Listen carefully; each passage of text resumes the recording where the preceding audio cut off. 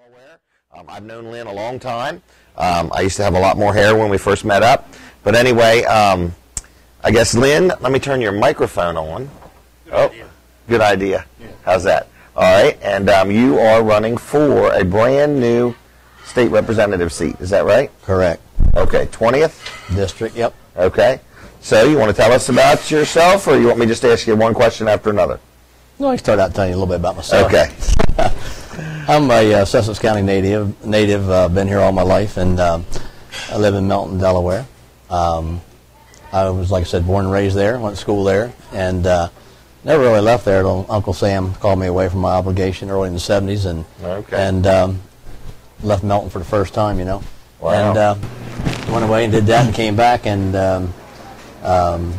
married my childhood sweetheart. After service? After service, yeah. Okay. I told her so wild oats while I was gone. And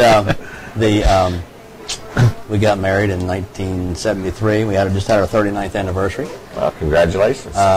We got 2 grown daughters. Okay. And any grandkids? 3 beautiful granddaughters. Wow. And you know how much fun they are. I agree. I had one with me a while ago. We started our sign company 41 years ago. Wow. And that's Rogers Signs? Rogers Signs. I used to work with a man in Melford named Cal Ball. Yep. And he was a judge, magistrate. He's an alderman up there, and taught me a lot. And I was raised on the Shockley farm down in Cedar Neck. Okay. I know a little bit about them. So do I, on both ends. But I learned a lot down there, and so we had the sign company going on, and in the meantime, while we were cranking that up, we still had to pay bills too, and I went to work at Melford Police, and I worked in their communication division and inside with their criminal histories and that sort of thing. And the state police were trying to lure me away to go up there, and in 1973 I went there. And but my love was in graphic arts. I had no desire really to be a road trooper, and so we did that for 10 years, and I just told them that it was time to jump whole hog into the sign business at the worst time of the year, and we did. Right. And we've hired a lot of people in Sussex County, and we've grown, and we've been there during the bad times and stuff. And I was in public service all my life, and I was born and raised in the fire department. My father, he was in it 65 years before he passed away. Melton, right.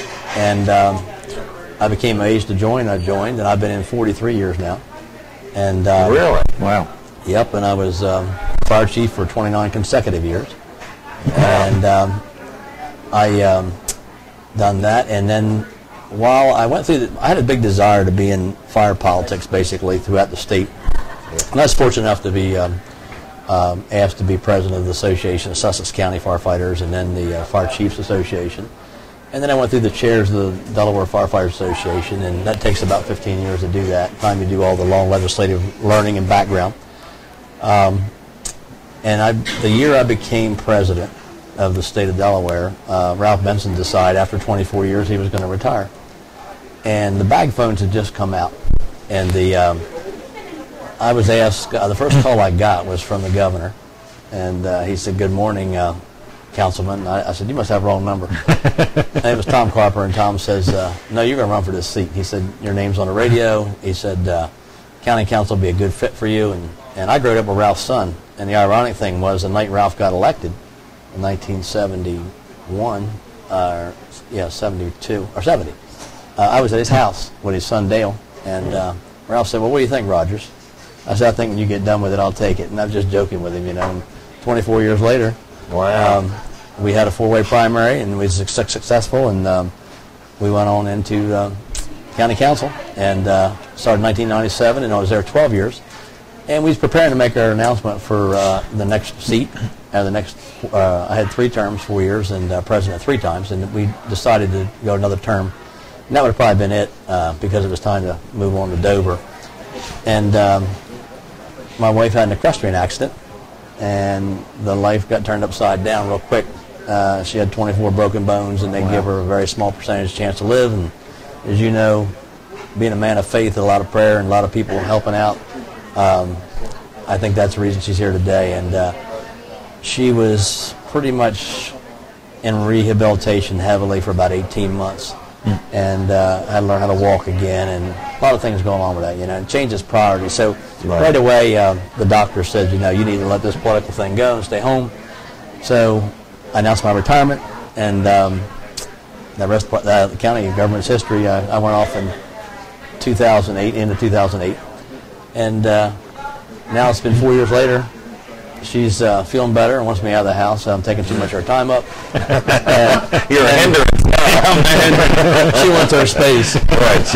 She likes to be home like that lady over there by herself. And so the grandbabies come along and they want their space, and we have a farm, so we have fun there. But I had a lot of phone calls when I didn't think the seat would really land where it did.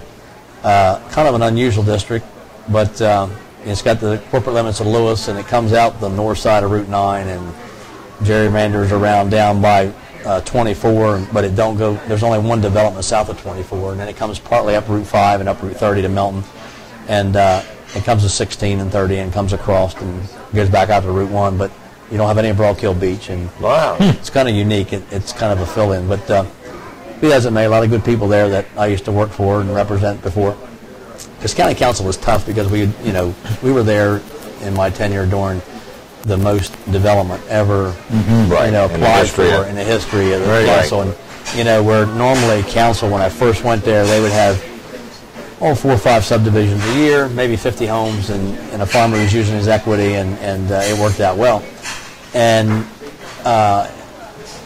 all of a sudden it exploded, and we were having 80 a week, and it was crazy. And all of a sudden the backlog and the public hearings and the land use plan. So it was very testy and very trying, but I enjoyed the challenge, and we got through it. And so the phone started ringing when the new district fell where it did, and we wanted to see how it shook out. And I always have this thing personally that when the phone rings over a couple hundred times, we have a family meeting. They decide, wife was the first one, said nobody else voting, he's out of the house, we can get him out. So called my old campaign manager up, and I went ahead and did I went ahead and filed up, and Kevin Burdett, he's been with me ever since day one in council, and we got together and got our team together, and out we went, banging doors, putting signs up. Well, I just want to mention that was a true Sussex County wave right there that you did. That is a trademark Sussex County wave. Just a... Oh, okay. That's it. That's a Blades boy there. Okay. I see every weekend. He's a NASCAR official. Okay.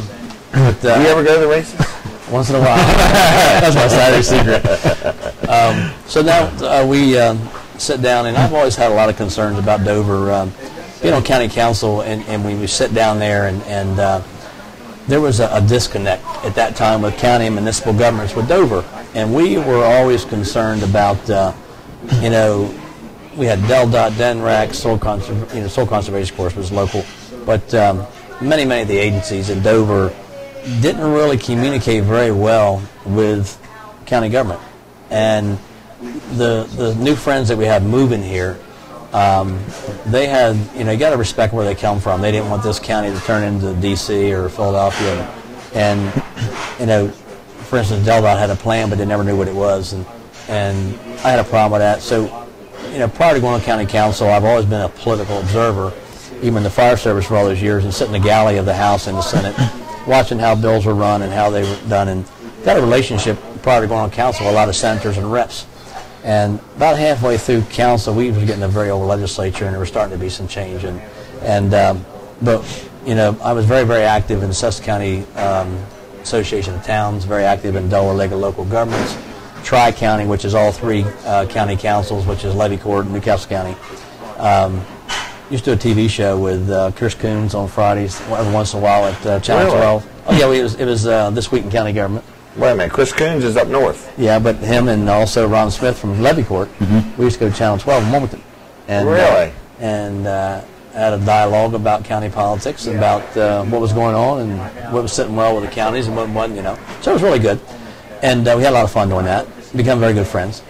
And there was a disconnect, I thought, with the county. And with land use the way it was, Finley Jones and I got there, went on the same time. we weren't really ready to pass the land use plan yet because we weren't that educated on all of it. So we decided to have more hearings, and over 100 public hearings later, we had a document that we thought was ready to throw out there, and we did, and it passed, and we put the ordinances with it. And just before we left, we had to do a second time. And the present council has passed the land use plan, but they've not passed the ordinances that go with it. But now's the time to be doing that. But we got a platform ready for Dover, and we've been out beating doors, putting signs up, having meet and greets, and having people call and want to see us, and attending a lot of events and platform or political forums and that sort of thing, and answering all the questions. And it's been pretty tough because I think I get beat up a little bit more because I was on county council because the conversation goes that way a lot of times. But the fiscal responsibility is a big concern of mine in Dover. We have agencies that sometimes you sit there and watch the way that money's allocated, and I sit through the JFC and watch the people that request money, and sometimes there's some serious priorities out there that work hard and don't get attention, and there's some up there just go up there and smile and get it. And it's tough when I can say a lot of things about the legislature because before on county council I sat in the audience, and you can say a lot of things as being in the audience, but when you get on the other side, it's a different story. I mean, you're just one. Tougher. Oh yeah, and you have to listen to their concerns and your concerns. But when I got on council, I like helping people. I didn't go there to reinvent government. I want to get rid of what wasn't good and help people through it. And because a lot of people are just misinformed, and they want to be heard. And sometimes they need help, and they fester on it for years, and it only takes a phone call sometimes to get things done. And being that in tune with government and liking government, I had the avenue to get it done. I did. We just had a meet and greet the other night, and I got hammered about what was your relationship with the Senate and the House. And I could name probably all of them in the Senate and the House, and I know most all of them. But I told him, I said, it's not really the senator or the rep that's there, or the councilman gets elected in Sussex. It's the staff that does the work. The backbone's the staff, and you got to know those contacts. You need to know the legislative analyst, the controller general, the girls that proofread everything and type the letters and stuff, and that's very important. But I got a concern about evaluating the effectiveness of some of the agencies that are there, because it's all, when you go out there today, you hear jobs, you hear health care, because Sussex County is quickly becoming a nursing home. I mean, and when you think of health care and you think of seniors, you got to think of transportation. How are you going to get them to their doctor's appointments? And that's where your senior centers come in, and your cheer centers, and they need to be funded. And some of that's got a little out of balance because it's never been updated or changed in the last 20, 25 years.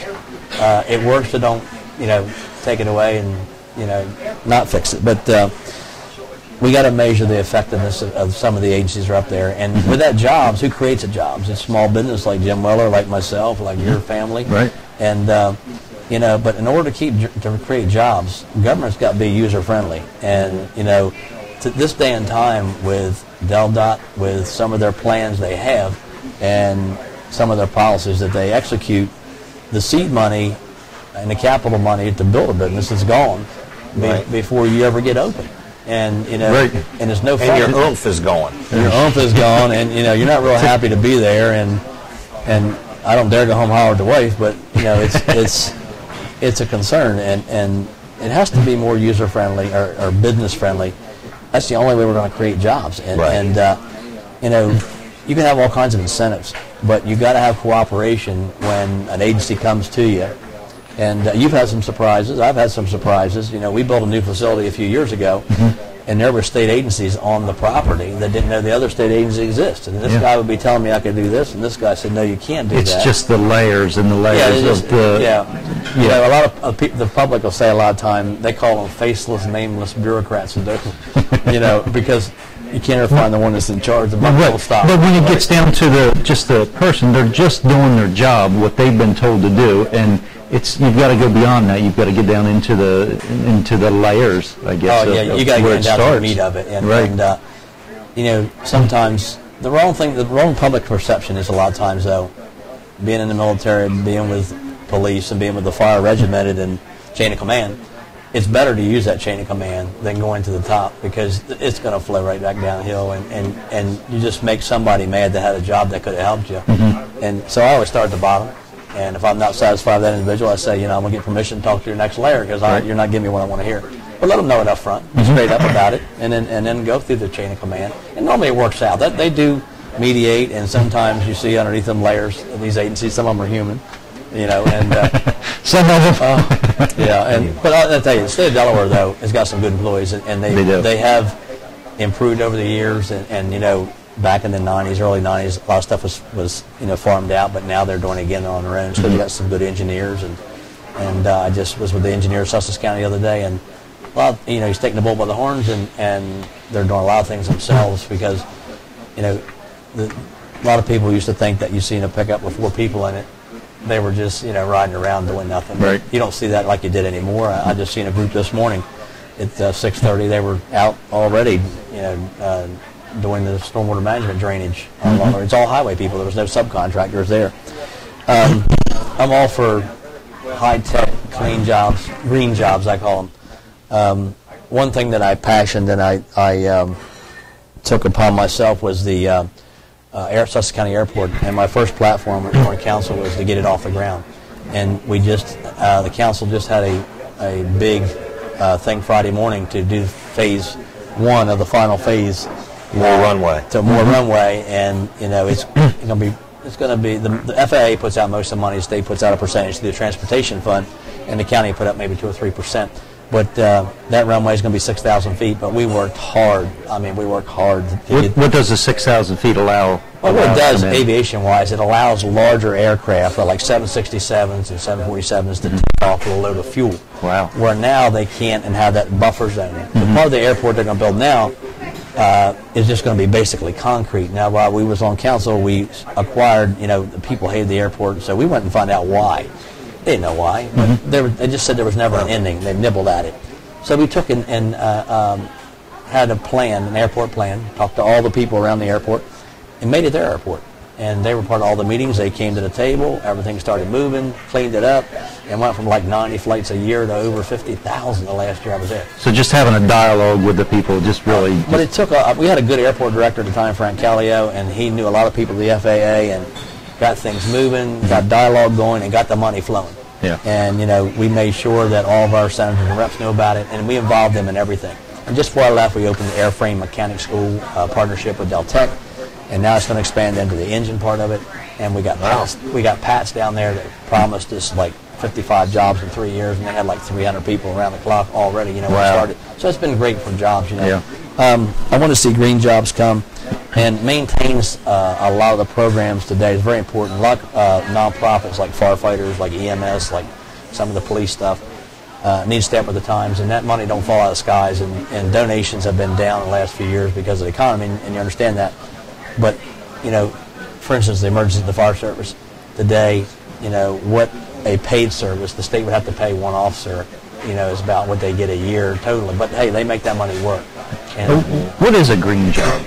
A green job is a job where everything that company does has the environment in mind. Anything they're disposing of is biodegradable. The chemicals they're using, when they go through a disposal system, they can literally be drank on the other end. And everything, a lot of it's made from our environment. It's not man-made stuff. So in people that do the roofs, and there's a lot of incentive to do that because they get money back from the government for doing it. For instance, windmills, using natural things for electricity and that sort of thing, and they get money back for that. So green jobs are clean jobs, and it's not the old industrial thing that we used to see, and you see the smoke belching and the runoff going in the rivers and stuff. That's really stopped, and a lot of that's because of education, because of rules, but yet, for instance, here in Delaware, the University of Delaware has bent over backwards to, when Ruth Ann, if you remember when she was governor, each year that she was governor, she could walk farther out in the bay and still see her feet, and they've really cleaned up the bay. And if you get up in the air and look at it, you can see the difference now where it has changed. Yeah, you can. It's getting, the reflection's getting bluer as you look. So it has improved a lot. It has improved a lot.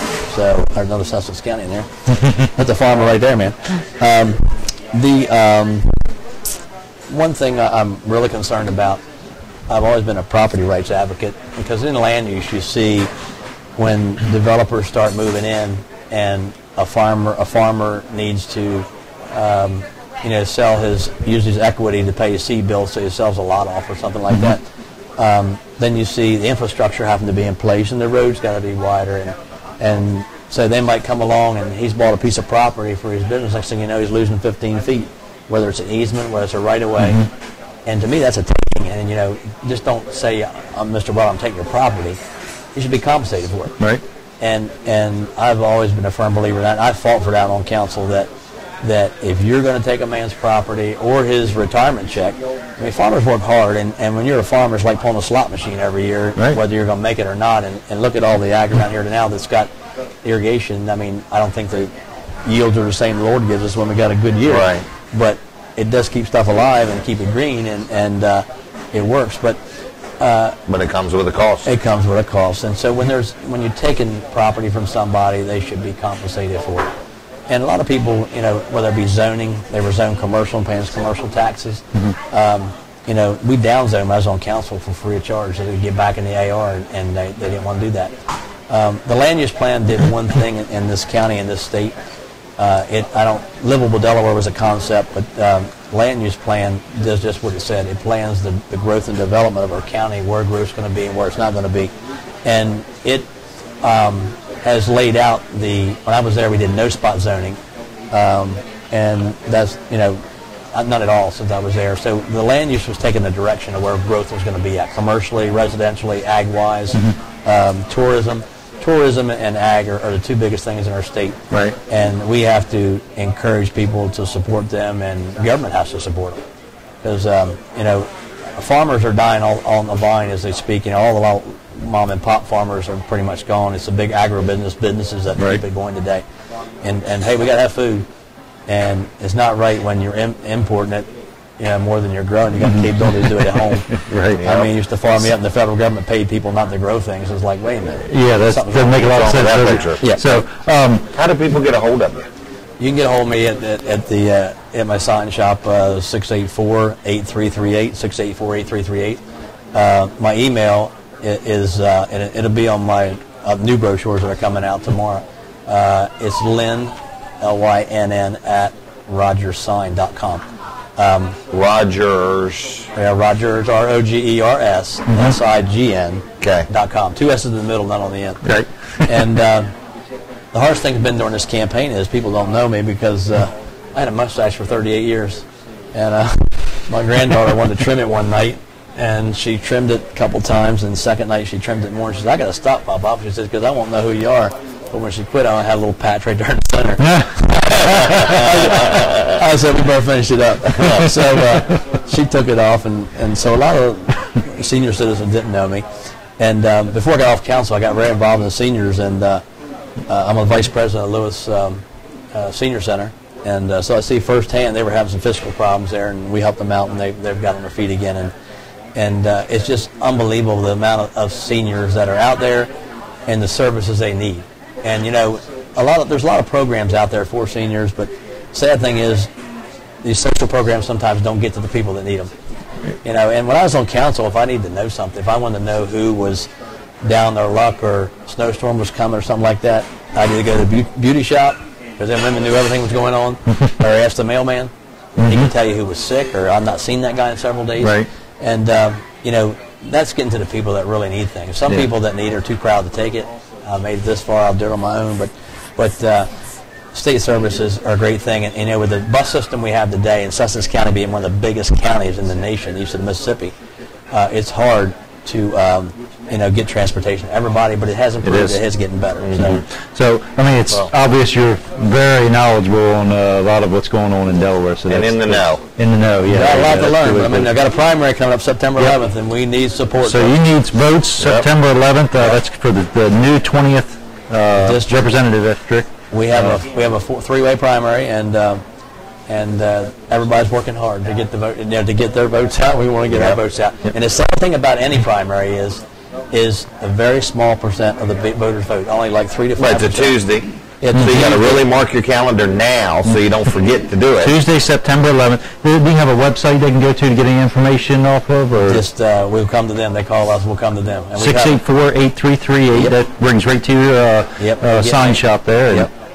So basically, if you want somebody, in other words, you got 3 choices here. You're running against 2 other people? Yep. Okay, so you're basically saying if you want a local man, born and raised here, got a family here, has a business here, employs people here, pays taxes here, been involved in the fire company. You said you were the fire chief for 29 years? 29 consecutive. Been in the fire company 40-some years? 43. Been married 39 years? Mm-hmm. Okay, so obviously you're strong on commitment. Mm-hmm. You're strong on sticking with things. Yeah.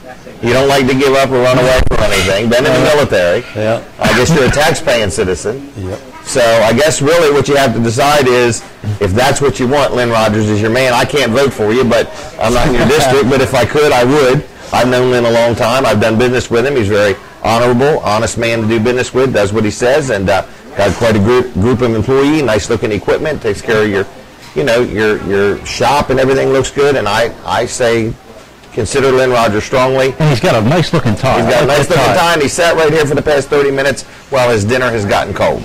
We're going to have to put it in the microwave, heat it up. Yeah, so. I don't think there's a microwave here, to be honest with you. Take it home. But anyway, anything in closing, Lynn, you'd like to say? I want to thank for the opportunity to come meet with you Thanks all. for coming. I like talking politics, and just look forward to September 11th and get by that and move on. Yep. All right. So just remember, mark your calendar, September 11th. Just put the word Lynn Rogers there, and then you'll know what to do. That's right. Yeah. And if you need a wake-up call, let us know, and we'll call you and wake you up. And I got to be honest, the wife dressed me tonight. Okay. Yes, She did good.